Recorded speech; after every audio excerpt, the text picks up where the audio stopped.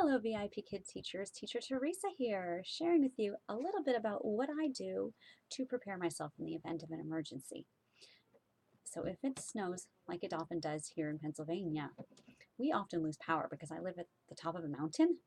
We are like one of the first in our neighborhood to lose electricity. And because of where I live, I do not have cell phone service at my home. So if the internet goes out, I cannot use my phone as a backup cell phone internet service here at the house. I have to drive 5 miles.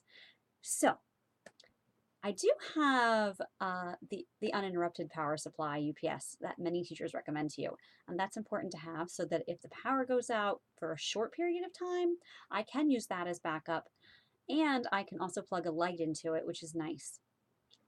But if power goes out for more than a couple of hours, even that's not going to help me.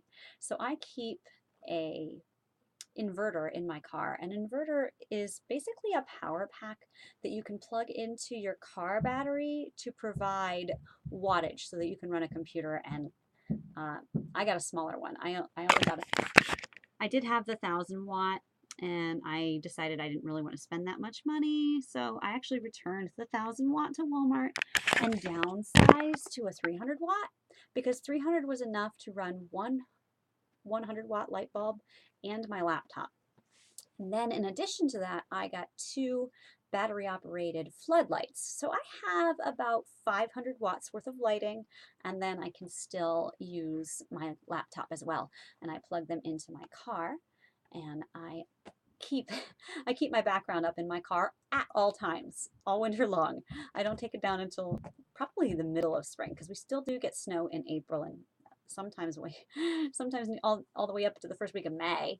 So I keep it in my car all winter long. My background hangs there, and I keep this laundry basket in my car too, and I can quickly plug my laptop into the inverter, and you can see two of the lights there. The other light is on this side, so you can't see it in the pictures. But that is how I function. And you can see the inverter. The laptop cord runs there, and the light cords are in the back, and they come around to it as well if I need them.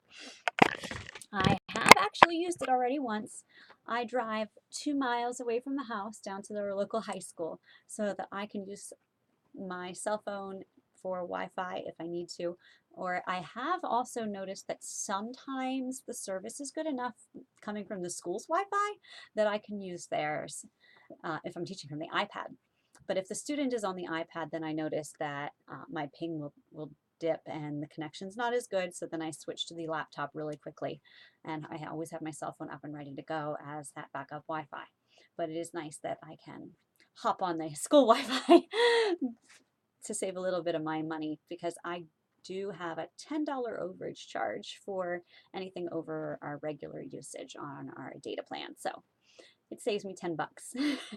So that's nice. That's about it. I will see you next time. Happy teaching.